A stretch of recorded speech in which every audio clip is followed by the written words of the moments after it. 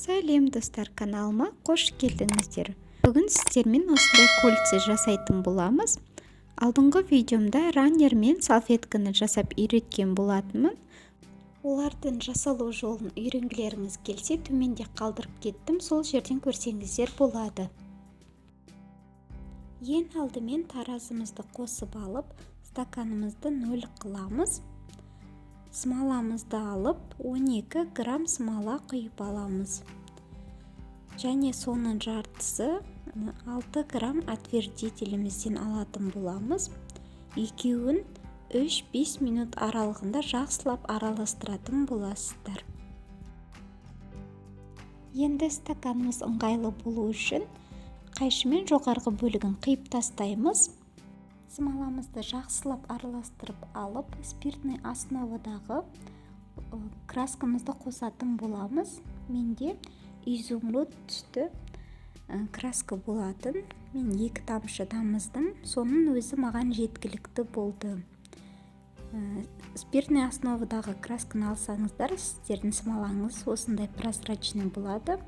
Ал пигментный основада алсаңыздар, сіздердікі бұндай прозрачный болмайды.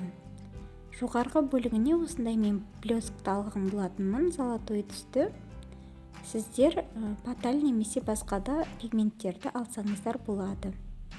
Одан кейін жайлап кішкене бөлігін смаламыздың құйып аламыз. Және зубочистканың көмегімен кішкене орнықтырып жібереміз.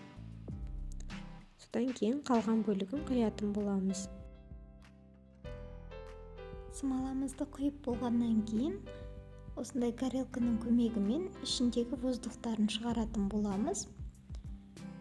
Жақсылап бірнеше рет қайталайтын боласыздар. Сол кезде барлық воздухы шығып, біздің смаламыз прозрачный күйге енеді.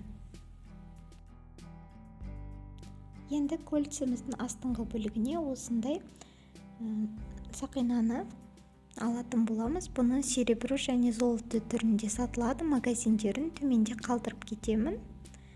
Оны орналастыру үшін екі жанына осындай бір заттарды тауып аласыздар, және ортасын осындай мен палчикмен тұрғызып қойған болатынмын.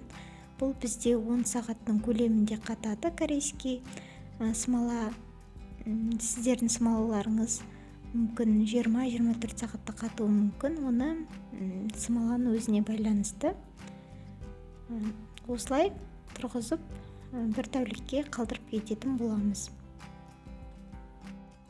Мен бір тәулікке қалдырып, келесі күні осылай босатып алған болатынмын.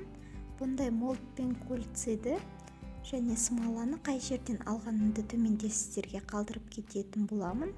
Осындай әдемі кристалл кольца жасап, қонақтарыңызды қуантыңыздар. Видеом сіздерге ұнаған болса, лайк басуды ұмытпаңыздар. Алған білімдеріңіз қайырлы болсын.